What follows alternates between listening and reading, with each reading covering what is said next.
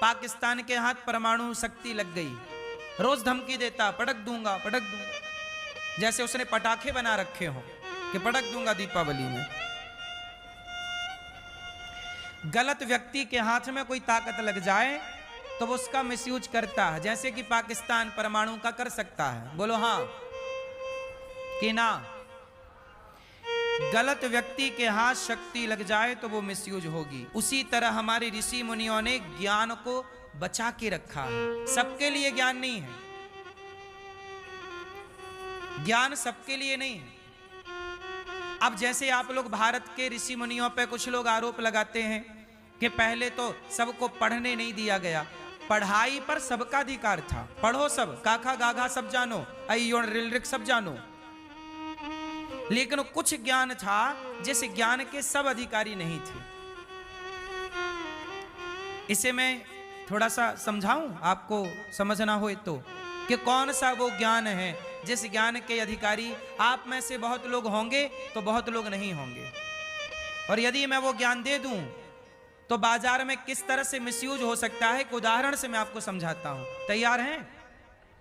सुनो, हमारे ऋषि मुनियों ने सामान्य ज्ञान तो सबको होना चाहिए, पढ़ना आए, लिखना आए, बोलना आए, ये सब सामान्य ज्ञान सबको आए, इस पढ़ाई का सबको अधिकार था।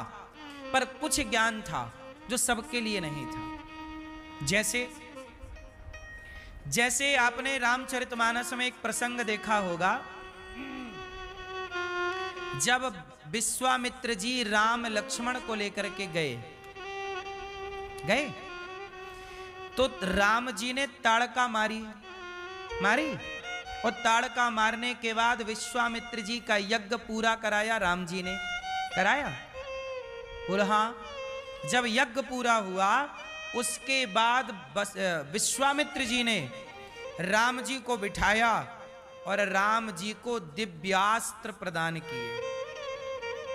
दिए कि नहीं? दिव्य शक्तियां दी।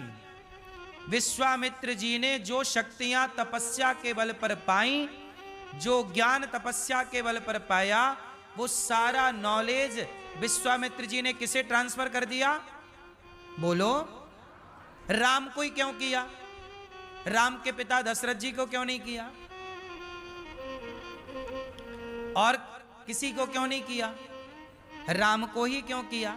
क्योंकि उस शक्ति, उस ज्ञान के अधिकारी केवल राम थे। तो पात्र देखा जाएगा ना कि क्या ये पात्र है मेरे ज्ञान को धारण करने का।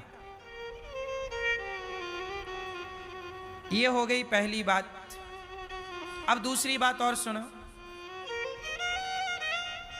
जब रावण की मृत्यु हुई और वो पड़ा ऐसे अचेत, तब आपने एक कथा सुनी होगी छोटी सी।